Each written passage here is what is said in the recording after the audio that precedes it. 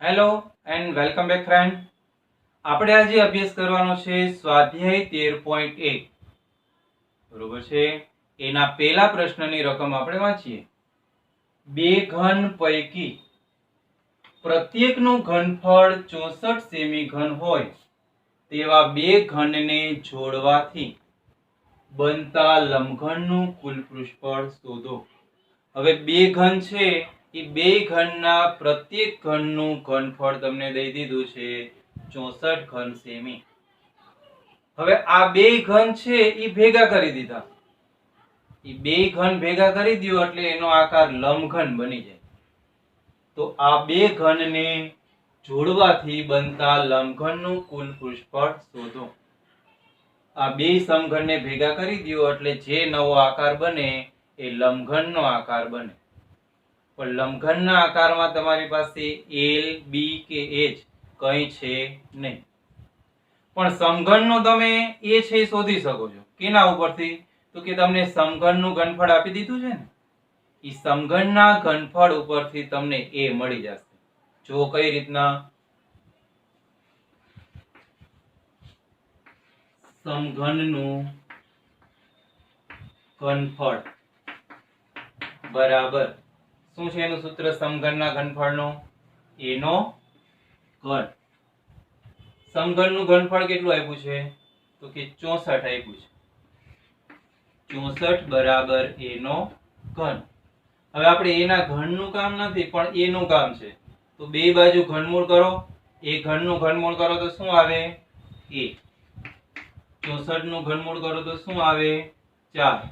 તો અહીંયા તમને મિત્રો શું મળ્યું? એ મળી ગયો. એ એટલે શું? તો કે સમઘનની લંબાઈ, પહોળાઈ, ઊંચાઈ બધું સરખું હોય તો એક સમઘનની તમને લંબાઈ છે મળી ગઈ. તો આ લંબાઈ કેટલી હશે? 4 હશે. આ પહોળાઈ એની કેટલી હશે? તો કે 4 હશે.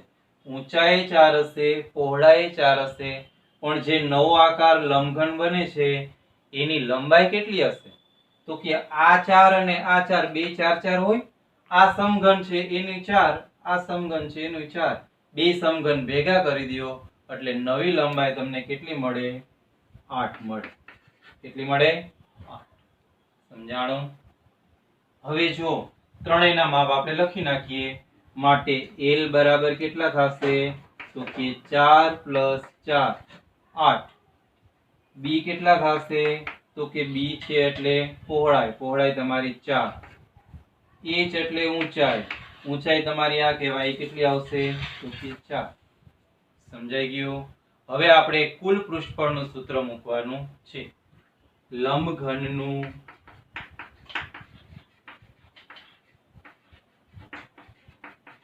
કુલ પૃષ્ઠફળ શું છે એનું સૂત્ર? તો કે b કૌંસમાં lb + bh + hl. આ લંબઘનના કુલ પૃષ્ઠફળનું સૂત્ર છે. હવે એની અંદર આપણે lbh ની કિંમત મૂકી દેશું. 2 ના 2 મોટા કૌંસની અંદર નાનો કૌંસ. lb એટલે l * b કહેવાય. l કેટલા છે? 8. b કેટલા છે? 4. તો 8 * 4 વત્તા bh. તો b કેટલા છે? 4 અને h પણ કેટલા છે? 4. તો અહીંયા આપણે લખીશું 4 * 4 વત્તા hl. h એટલે 4 અને l એટલે 8. 4 * 8. એકદમ સરળ દાખલો છે હો. આ ચેપ્ટરનો સહેલામાં સહેલો દાખલો. ધીમે ધીમે આગળ આવશે. હવે જો 8 * 4 એટલે 32 વત્તા 4 * 4 એટલે 16. 4 * 8 એટલે 32. 2 ના 2 32 ને 32 64. 64 માં 16 નાખો તો 80. 2 * 80 કેટલા થશે? તો કે 160. હવે તમારું લંબઘનનું કુલ પૃષ્ઠફળ આવ્યું 160. હવે ખાસ ધ્યાન રાખવાનું. શું? તો કે પૃષ્ઠફળ શોધો કે ઘનફળ શોધો, તમારે છેલ્લે એકમ લખવો પડે. હવે અહીંયા એકમ કયો છે? સેમી છે. તો સેમી હોય તો અહીંયા લખવું પડે સેમી સ્ક્વેર. મીટર હોય તો લખવાનું મીટર સ્ક્વેર. પૃષ્ઠફળમાં ઉપર સ્ક્વેર આવે અને ઘનફળનો દાખલો હોય તો ઉપર ઘન આવે. આ ખાસ ધ્યાન રાખવાનું. આ પૃષ્ઠફળ હોય તો સ્ક્વેર અને ઘનફળ હોય તો ઘન. બરોબર છે? આ પ્રમાણે પહેલો પ્રશ્ન છે નો ઉકેલ મળે. હવે આપણે બીજો પ્રશ્ન જોઈએ. બીજા પ્રશ્નની રકમ છે એક અર્ધગોલક ઉપર એક પોલો નળાકાર બેસાડેલો હોય તેવું પાત્ર છે. અર્ધગોલકનો વ્યાસ 14 સેમી છે અને પાત્રની કુલ ઊંચાઈ 13 સેમી છે. તો પાત્રની અંદરની સપાટીનું પૃષ્ઠફળ શોધો. હવે સૌથી પહેલા આકૃતિ દોરશું ને તો સમજાશે. આકૃતિ શું કહે છે? તો કે એક અર્ધગોલક છે એ નળાકારની ઉપર બેસાડવામાં આવેલો છે. તો આપણે પહેલા અર્ધગોલક દોરીએ.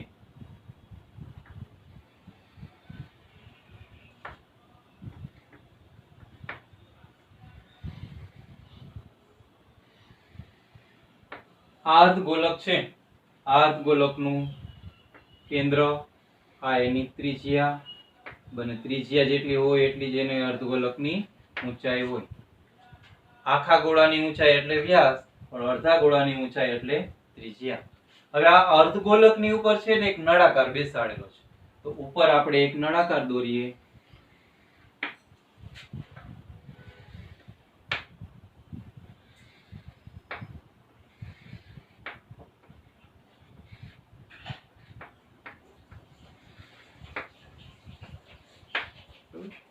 આ પ્રમાણનું પાત્ર છે. તો આ પ્રમાણેના પાત્રનું તમારે કુલ પૃષ્ઠફળ છે એ શોધવાનું છે. તો આ પાત્ર છે એનો આકાર તમારે ધ્યાનમાં રાખવાનો. કેવો છે? તો કે નીચેથી અર્ધગોલક છે, ઉપર છે એ નળાકાર છે. આ પ્રમાણેનો આકાર છે. હવે આગળ આપણે રકમમાં જોઈએ કે અર્ધગોલકનો વ્યાસ છે એ 14 સેમી છે અને વ્યાસની આપણે ક્યાંય દાખલામાં જરૂર પડતી નથી. આપણે શેની જરૂર પડે છે? તો કે ત્રિજ્યાની જરૂર પડે છે. તો આ વ્યાસ ઉપરથી પહેલા ત્રિજ્યા શોધી લેવાની. ત્રિજ્યા એટલે કે r. એનું સૂત્ર શું છે? વ્યાસના છેદમાં 2 એટલે 14/2 બરાબર 7 સેમી. તો ત્રિજ્યા મળી ગઈ. પછી આગળ પાત્રની કુલ ઊંચાઈ 13 સેમી છે. પાત્ર છે આખે આખું અહીંથી શરૂઆત કરીએ તે અહીંયા નીચે સુધીનું પાત્ર જે છે એની કુલ ઊંચાઈ કેટલી છે? કે કુલ ઊંચાઈ છે 13 સેમી આપેલી છે. તો આપણે અહીંયા લખીએ 13 સેમી. પણ આપણે ઊંચાઈની કેની જરૂર પડશે? તો નીચે જે અર્ધવર્તુળ છે એને તો ઊંચાઈ ના હોય. એને ઊંચાઈ હોય. એની ઊંચાઈ આપણા સૂત્રમાં જરૂર નથી પડતી. અર્ધગોળાનું કુલ વક્ર સપાટીના ક્ષેત્રફળનું સૂત્ર છે 2πr². તો એમાં આપણે ઊંચાઈની જરૂર નથી. તો એની જે ઊંચાઈ છે ને આપણે આમાંથી બાદ કરી દેશું. એની ઊંચાઈ એટલા ત્રિજ્યા. તો આ 13 માંથી આપણે 6 બાદ કરી દેશું ને એટલે પછી જે ઊંચાઈ વધે ને એ નળાકારની ઊંચાઈ વધશે. અને આપણે સૂત્રની અંદર નળાકારની ઊંચાઈની જરૂર છે. આખા પાત્રના ઊંચાઈની જરૂર છે નહીં. તો નળાકારની ઊંચાઈ આપણે શોધી લઈએ. નળાકારની ઊંચાઈ બરાબર કેટલી થશે? તો કે કુલ ઊંચાઈ 13 છે એમાંથી અર્ધવર્તુળની ઊંચાઈ બાદ કરી દો 7 એટલે કેટલી વધશે? 6 સેમી. નળાકારની ઊંચાઈ તમારે આવી 6 સેમી. હવે તમારે અહીંયા કુલ પૃષ્ઠફળ શોધવાનું છે. તો લખીએ આપણે પાત્રનું કુલ પૃષ્ઠફળ. જોજો હવે ખાસ ધ્યાન રાખવાનું છે. પાત્રનું કુલ પૃષ્ઠફળ શોધવું હોય તો પાત્ર છે એના આકાર છે લખવો પડે. આ પાત્ર છે એ બે પ્રકારના આકારનું બનેલું છે. કયું? તો કે એક નળાકાર અને એક અર્ધવર્તુળ. તો આપણે અહીં સૂત્રમાં લખવું પડે નળાકાર ની વક્ર સપાટી નું ક્ષેત્રફળ વત્તા નીચેનો આકાર કયો છે? તો કે નીચેનો આકાર છે અર્ધગોળાકાર. તો વત્તા અર્ધગોળાની વક્ર સપાટી નું ક્ષેત્રફળ. બે તમે અલગ અલગ શોધી અને પછી સરવાળો કરો તોય ચાલે, આવી રીતના કરો તો પણ ચાલે. આવી રીતના તમારો દાખલો થોડોક નાનો થઈ જશે. એટલે આ પ્રમાણનો જ આગ્રહ તમારે રાખવો. હવે નળાકારની વક્ર સપાટીના ક્ષેત્રફળનું સૂત્ર છે 2πrh વત્તા અર્ધગોળાની વક્ર સપાટીનું ક્ષેત્રફળ. એનું સૂત્ર શું છે? તો કે એનું સૂત્ર છે 2πr². બરોબર છે? હવે જો આ બેમાં તમે કિંમત મૂકીને પછી સરવાળો કરો તોય ચાલે, પણ એના કરતા હજી નાનો દાખલો કરવાનો. તો કે આ બે સૂત્ર જે છે એ બે સૂત્રમાં જે સામાન્ય નીકળતું હોય એ કાઢવા. બે જગ્યાએ બે છે તો બે સામાન્ય કાઢો. બે જગ્યાએ પાઈ છે તો પાઈ લખવાનું. બે જગ્યાએ r છે તો r લખવાનું. બરોબર છે? 2πr છે, બેમાંથી કોમન નીકળે છે. હવે અહીંથી 2πr કોમન નીકળી ગયા એટલે વધ્યું શું? કે h વધે. વત્તા અહીંયા 2πr કોમન નીકળી ગયા તો શું વધે? તો કે અહીંયા r² છે ને, બે વખત r છે, એક વખત કોમન નીકળી ગયા એટલે એક વખત r છે એ વધશે. સૂત્ર થઈ ગયું નાનું. હવે આપણે કિંમત મૂકતા જઈએ. 2 ના 2 પાઈ ની કિંમત કેટલી? તો કે રકમમાં કાંઈ આપ્યું જ નથી. અને રકમમાં કાંઈ ન આપે ત્યારે એની કિંમત મૂકવાની 22/7. r એટલે કેટલા? તો કે r એટલે તમે શોધ્યા છે 7. તો લખો 7 કૌંસમાં h વત્તા r. h કેટલા આવ્યા? 6 વત્તા r એટલે 7. સમજાય છે? આગળ હવે અહીંયા 7 7 છેદ ઉડી જાય એટલે વૈધા શું? અહીંયા 2 × 22 44 વૈધા ગુણ્યા 6 વત્તા 7 13 થશે. 7 અને 6 બે નો સરવાળો એટલે 13. હવે 44 ગુણ્યા 13 તમે કરો એટલે તમારો જવાબ આવી જાય 44 × 13. 1 ચોક 4, 1 ચોક 4, 3 ચોક 12 વધી 1, 3 ચોક 12 ને 1 13, 2 4 ને 3 7, 4 ને 1 5. કેટલા આવ્યા? 572. 572.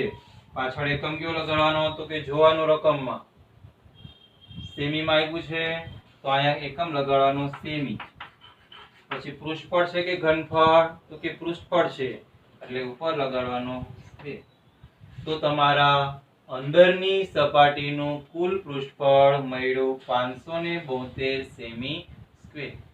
તો આ પ્રમાણે બરોબર વ્યવસ્થિત રકમ સમજેલી હોય તો દાખલો એકદમ ઈઝી પડી જાય.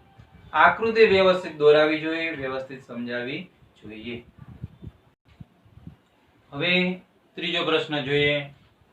એક અર્ધગોલક ઉપર શંકુ લગાડેલ હોય તેવું એક રમકડું છે. અર્ધગોલક છે એમના ઉપર શંકુ લગાડેલું છે. આગળના દાખલામાં નળાકાર લગાડેલું હતું. તે બંનેની ત્રિજ્યા 3.5 સેમી. બંને એટલે કોણ? તો કે અર્ધગોલકની ત્રિજ્યા અને શંકુ બેની ત્રિજ્યા છે 3.5 સેમી છે. તો રમકડાની કુલ ઊંચાઈ 15.5 સેમી હોય તો રમકડાનું કુલ પૃષ્ઠફળ શોધો. પહેલા તો આપણે જે પ્રકાર કીધો છે એ પ્રકારનું રમકડું દોરી દઈએ. શું કીધું છે? અર્ધગોલક ઉપર શંકુ લગાડેલું છે. તો પહેલા અર્ધગોલક દોરીએ.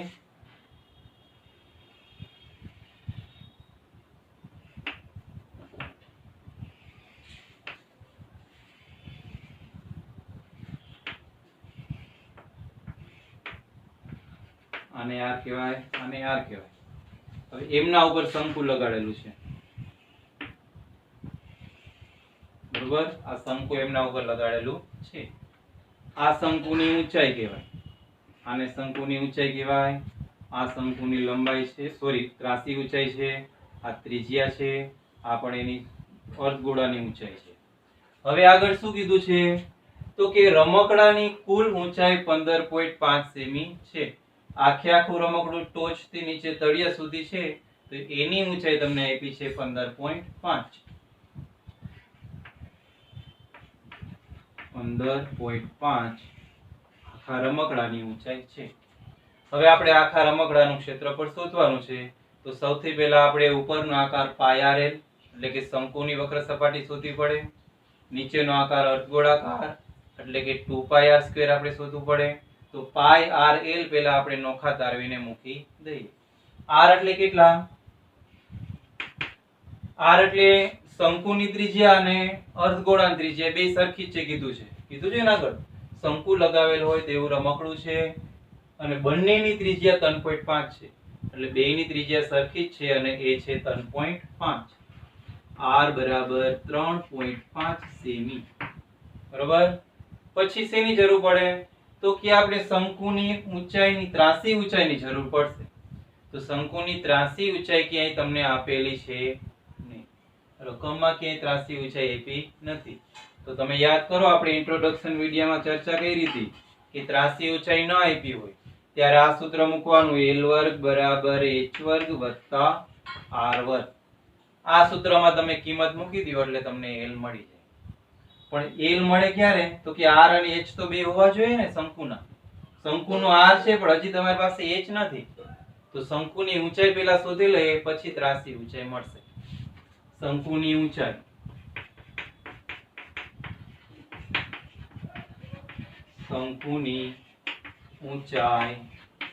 h બરાબર કેટલી થશે? તો કે આખા રમકડાની ઊંચાઈ 15.5 છે.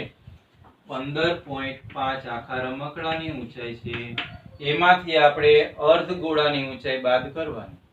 તો આપણે આગળ ચર્ચા કરી કે અર્ધગોળાની ઊંચાઈ કેટલી હોય? તો કે ત્રિજ્યા જેટલી હોય. આખો ગોળો હોય તેની ઊંચાઈ વ્યાસ જેટલી હોય. તો આપણે એની ત્રિજ્યા r એટલે 3.5 એમાંથી બાદ કરી દેશું. 15.5 માઈનસ 3.5 એટલે આવે 12. તો શંકુની ઊંચાઈ મળી 12 સેમી. હવે સૂત્રમાં કિંમત મૂકી દઈએ આ સૂત્રમાં એટલે તમને L મળી જશે. આ જ ગણતરી કરી નાખીએ. L² જોઈએ છીએ h કેટલો છે? તો કે h આવ્યો 12. 12 નો વર્ગ. r કેટલો છે? તો કે r 3.5. 3.5 એમનો વર્ગ. 12 નો વર્ગ કેટલો થાય? 144 વત્તા 3.5 નો વર્ગ કેટલો થાય? તો કે 3 ચોક 12 અને 5 5 25 12.25.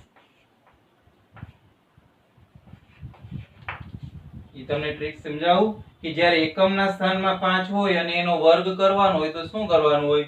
તો કે પહેલા એકમના સ્થાનનો વર્ગ કરીએ એટલે 5 નો વર્ગ 25. એના પછીની જે સંખ્યા હોય ને એની આગળની સંખ્યા ને એનો બેનો ગુણાકાર કરાય. એટલે એના પછીની સંખ્યા છે 3. 3 ની આગળ આવે 4. 3 ચોક 12. આ પ્રમાણે. અથવા એમ ન સમજાય તો કાંઈ નહીં 3.5 ગુણ્યા 3.5 કરો એટલે 12.25 આવે. હવે 144 વત્તા 12.25 4 ને 2 6 4 ને 1 5 156.25 આવ્યા. L² બરાબર 156.25. તો L કેટલો આવશે? તો કે 156 નું વર્ગમૂળ કાઢવાનું. 156 નું વર્ગમૂળ કેટલું નીકળે? સોરી 156.25 નું. બોલો 156 નું વર્ગમૂળ આવે 12.5. 156.25 નું વર્ગમૂળ આવશે 12.5. તો L તમને મળી ગયો 12.5. હવે અહીંયા આપણે L લખી નાખવો છે. તો L બરાબર 12.5 સેમી. આ ગણતરી દાખલામાં દર્શાવવી જરૂરી છે. દાખલામાં ગણતરી કરવી જ પડે, રફ પેજમાં નહીં. હવે આપણે રમકડાનું કુલ પૃષ્ઠફળ શોધશું. રમકડાનું કુલ પૃષ્ઠફળ. રમકડાના કુલ પૃષ્ઠફળ. તો રમકડું છે કયા બે આકારનું બનેલું છે? તો કે એક શંકુ અને એક અર્ધગોળો. શંકુની વક્ર સપાટીનું ક્ષેત્રફળ વત્તા અર્ધગોળાની વક્ર સપાટીનું ક્ષેત્રફળ. શંકુની વક્ર સપાટી નું ક્ષેત્રફળ વત્તા અર્ધગોળાની વક્ર સપાટી નું ક્ષેત્રફળ. બરોબર. હવે બેયના સૂત્ર મૂકી દઈએ. શંકુની વક્ર સપાટીના ક્ષેત્રફળનું સૂત્ર કે પાઈ આર એ વત્તા અર્ધગોળાની વક્ર સપાટીનું ક્ષેત્રફળ તો કે 2 પાઈ આર સ્ક્વેર. 2 પાઈ આર સ્ક્વેર. તો હવે આ બેયમાંથી શું સામાન્ય નીકળે? ઈ સામાન્ય કાઢ લે. આપણે આગળના દાખલામાં પણ કહ્યું હતું ને એ પ્રમાણે. અહીંયા પાઈ છે તો અહીંયા પાઈ છે, આ છે તો પાઈ કોમન. અહીંયા આર છે તો અહીંયા આર છે. અહીંયા એલ છે તો અહીંયા એલ છે નથી. તો બેયમાંથી પાઈ આર છે એ સામાન્ય નીકળે. હવે અહીંયાથી પાઈ અને આર સામાન્ય નીકળી ગયા એટલે એલ વધશે વત્તા અહીંયાથી પાઈ અને આર સામાન્ય નીકળ્યા એટલે અહીંયા વધે 2r. બરોબર. હવે કિંમત મૂકી દો. પાઈ ની કિંમત કેટલી? તો કે 22/7. આર એટલે કેટલા? તો કે આર એટલે આપણે લખ્યા છે 3.5. તો 3.5 અહીં લખશું. પોઈન્ટ કાઢીને લખીએ એટલે 35/10 લખી શકાય. 35/10 કૌંસમાં એલ એટલે ત્રાંસી ઊંચાઈ. ત્રાંસી ઊંચાઈ કેટલી મળી? એલ એટલે ત્રાંસી ઊંચાઈ મળી 12.5. તો આપણે ત્રાંસી ઊંચાઈ લખીએ 12.5 વત્તા 2 કૌંસમાં આર. આર એટલે 3.5. સમજાય છે દરેકની કિંમત? પાઈ એટલે 22/7. આર એટલે 3.5 હતા. પોઈન્ટ કાઢ્યા એટલે 35/10 કૌંસ એલ એટલે 12.5 વત્તા 2/2 આર એટલે 3.5. હવે આનું સાદુરૂપ આપી દઈએ. હવે અહીંયા છેદ ઉડી જશે. 7 × 5 = 35 થઈ જાય. આ 5 × 10 છેદ ઉડી જાય. 2 અને 22 માં છેદ ઉડે એટલે આવ્યા 11. તો કેટલા વધ્યા? તો કે 11 વધ્યા કૌંસમાં. હવે આ પતી ગયું. કૌંસમાં 12.5. 3.5 ગુણ્યા 2 કરો કેટલા થાય? 3.5 ગુણ્યા 2 તમે કરો એટલે 7 આવે. તો આપણે 7 વત્તા 12.5 એટલે 19.5 થશે. હવે 11 ગુણ્યા 19.5 તમારે કરવાના રહેશે. એ જે જવાબ આવે એ તમારો જવાબ હોય. 12.5 3.5 7 એટલે 19.5 બરોબર છે. હવે આપણે છે ને આનો ગુણાકાર કરીએ. ગુણાકાર ક્યાં કરશું? અહીંયા જ કરી નાખીએ. ચાલો અત્યારે આપણે પોઈન્ટ કાઢી નાખીએ એટલે 195 છે. એનો ગુણાકાર 11 હારે કરો. 1 × 5 1 × 9 1 × 1 1 × 5 1 × 9 અને 1 × 1 5 9 ને 5 14 14 નો ચોગડો વધી 1 9 ને 1 10 ને 1 11 વધી 1 2 2146. કેટલા આવ્યા? 2146. પણ આપણે અહીંયા એક સંખ્યા પછી પોઈન્ટ છે તો એક સંખ્યા પછી પોઈન્ટ મૂકી દો તો તમારો જવાબ કેટલો આવશે? 214.6 સેમી સ્ક્વેર.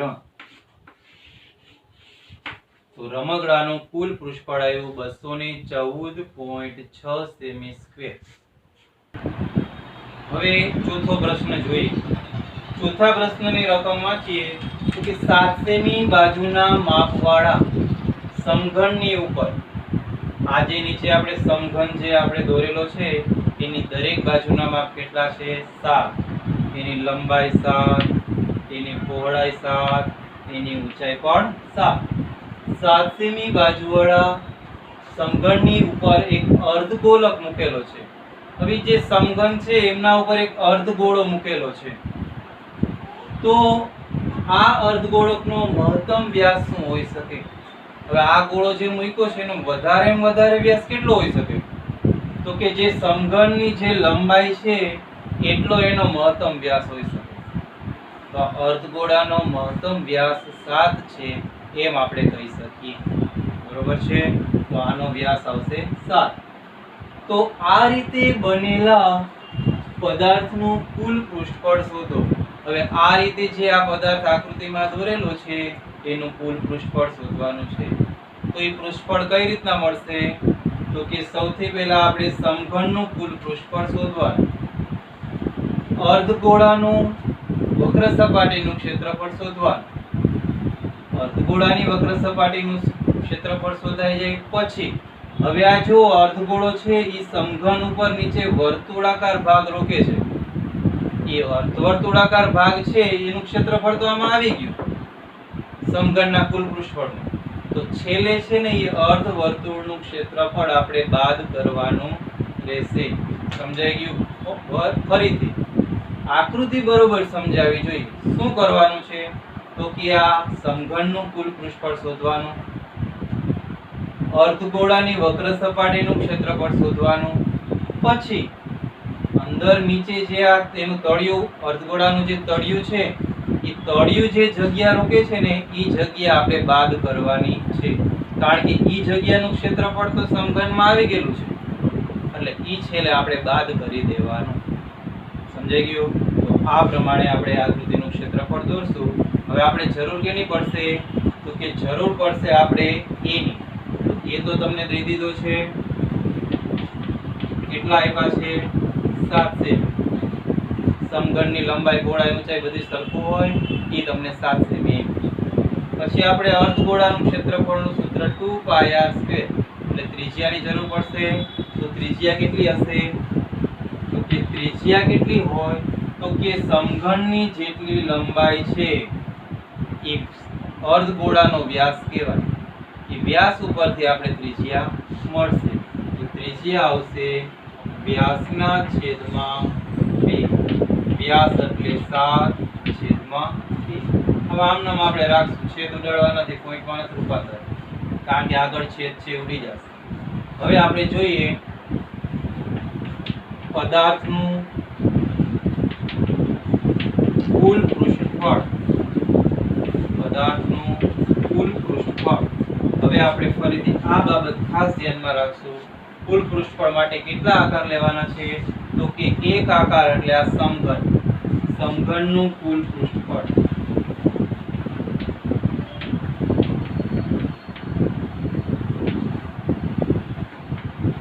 હવે સમઘન ઉપર આપણે આ અર્ધગોળો બેસાડેલો છે તો અર્ધગોળાની વક્ર સપાટીનું ક્ષેત્રફળ વત્તા અર્ધગોળાની વક્ર સપાટીનું ક્ષેત્રફળ. અને છેલ્લે પછી બાદ કરવાનું. શું બાદ કરવાનું? તો કે અર્ધગોળો સમઘનમાં જે જગ્યા રોકે છે એ ભાગ આપણે બાદ કરવાનો. ઈ આકાર હોય વર્તુળ એટલે વર્તુળનું ક્ષેત્રફળ બાદ કરવાનું માઈનસ વર્તુળનું ક્ષેત્રફળ. હવે દરેકના સૂત્ર મૂકીએ. સમઘનના કુલ પૃષ્ઠફળનું સૂત્ર શું છે? તો કે 6a² વત્તા અર્ધગોળાની વક્ર સપાટીના ક્ષેત્રફળનું સૂત્ર શું છે? તો કે 2πr². અહીંયા લખીએ 2πr² માઈનસ વર્તુળના ક્ષેત્રફળનું સૂત્ર શું છે? તો કે વર્તુળના ક્ષેત્રફળનું સૂત્ર આવે πr². તો માઈનસ πr². હવે આગળ જેમ કર્યું એમ હવે આ ત્રણેયમાંથી કઈ સામાન્ય નીકળે છે? નહીં. ત્રણેયમાંથી સામાન્ય નીકળે એવું કઈ છે પણ જો આ πr² છે, આ πr² છે, અહીંયા 2 વખત છે, અહીંયા 1 વખત છે, તો આની બાદબાકી શક્ય છે. તો બાદબાકી કરી નાખીએ. 6a² વત્તા 2πr² માંથી 1 વખત πr² બાદ થાય એટલે વધે πr². હવે આપણે આનું ક્ષેત્રફળનું સૂત્ર મૂકીએ. પહેલા તો 6a² તો 6 ગુણ્યા એ કેટલા છે? એ આપણે 7 આપેલા છે. 7 ગુણ્યા 7 પૂરું વત્તા પાય એટલે કેટલા? તો કે 5 એટલે 22/7 ગુણ્યા r નો સ્ક્વેર. તો r આપણે શોધીને રાખ્યા હતા, કેટલા રાખ્યા છે? 7/2. પણ r નો સ્ક્વેર છે એટલે 7/2 બે વખત લખવા આવે. કિંમત મુકાઈ ગઈ. હવે અહીંયા ગુણાકાર કરી નાખો. 7 7 49. 49 ગુણ્યા 6 કરવાનું. 49 ગુણ્યા 6 કરો એટલે કેટલા આવે? આપણે કરી જોઈએ અહીંયા. 49 ગુણ્યા 6. 6 9 54. ચોગડો વધી 5. 6 ચોક 24 ને 5 29. 294. વત્તા. હવે અહીંયા આપણે ગુણાકાર કરીએ તો અંશ અને છેદમાંથી 7 7 ઉડી ગયા. 2 અને 22 માં છેદ ઉડ્યા એટલે આવ્યા 11. 11 7 77. 77 ના છેદમાં 2. 77 ના છેદમાં 2 નો ભાગાકાર કરો તો આવે 38.5. 11 7 77 છેદમાં 2 આપેલા છે. 77 અને 2 નો તમે ભાગાકાર કરો એટલે 38.5 આવે. તમારે ભાગાકાર કરી લેવો. હવે આ બે નો સરવાળો કરીએ તો પોઈન્ટ ના પોઈન્ટ, પોઈન્ટ ની પહેલા 5 ના 5, 8 ને 4 12 નો બગડો વધી 1, 3 ને 1 4, 4 ને 9 13, 13 નો તગડો વધી 1, 2 ને 1 3, 332.5. માપ શેમાં આપ્યું છે? જોઈ લે. સેમી માં છે તો છેલ્લે લખવાનું સેમી સ્ક્વેર. તો તમારા પાત્રનું કુલ પૃષ્ઠફળ આવ્યું 332.5 સેમી સ્ક્વેર. તો અહીંયા આજનો વિડિયો આપણે અહીંયા પૂરો કરીએ છીએ. આજે આપણે 4 પ્રશ્ન કર્યા. હવે પછીનું કાલના લેક્ચરમાં લેશું.